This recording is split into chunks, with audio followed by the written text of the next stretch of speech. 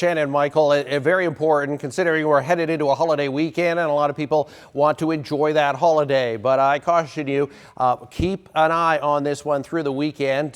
Check with our updates online and, of course, our newscasts and our updates on TV, because this one could have an impact on South Florida's weather early next week. There's a look at the storm tonight. It's moving into the Caribbean.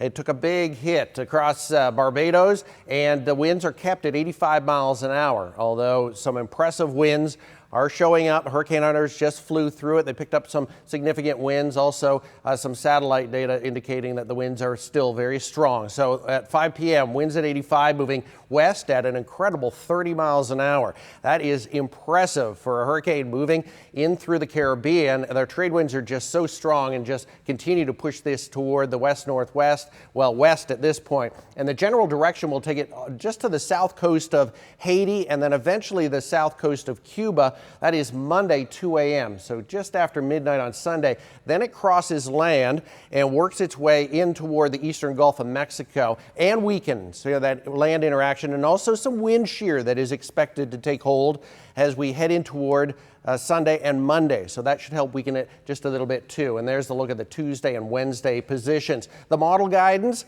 hasn't fluctuated much. The Euro still bringing it in and dissipating it over Hispaniola.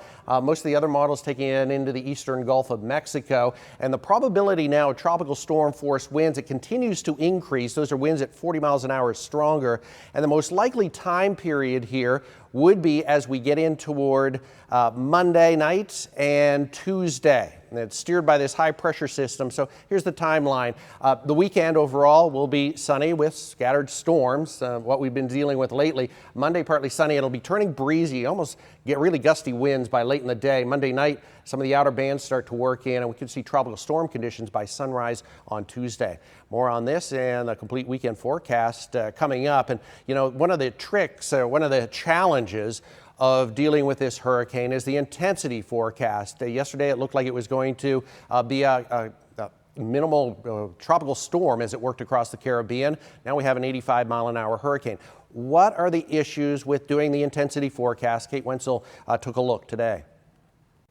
Over the past 50 years, the National Hurricane Center has made significant improvements when it comes to the actual forecast track or path of the storm. And of course, we're delving into this because all eyes are on Elsa as we head into the weekend. But they have struggled a little more with the intensity forecast. More on that in one moment. Here's the improvements in the track forecast. You can see up here, starting with 1960, the average track error was around 400 miles. Well, that has dropped significantly to almost 200. So they've improved quite a bit there when you're talking about the track. However, when we talk about intensity, the improvements have been slower, but this is the good news. They are improving. Over here, we have intensity error in knots. You can see about 10 years ago, it was more around 20 knots. That was the error, and now they are down to about 15. So they are making improvements in the intensity forecast as well, but that has proved to be just a little bit trickier. So in the meantime, as we track Elsa, keep in mind, pay attention as things will change with the track. And if you haven't done so already, go to our website, WPTV.com. You can download the entire hurricane guide.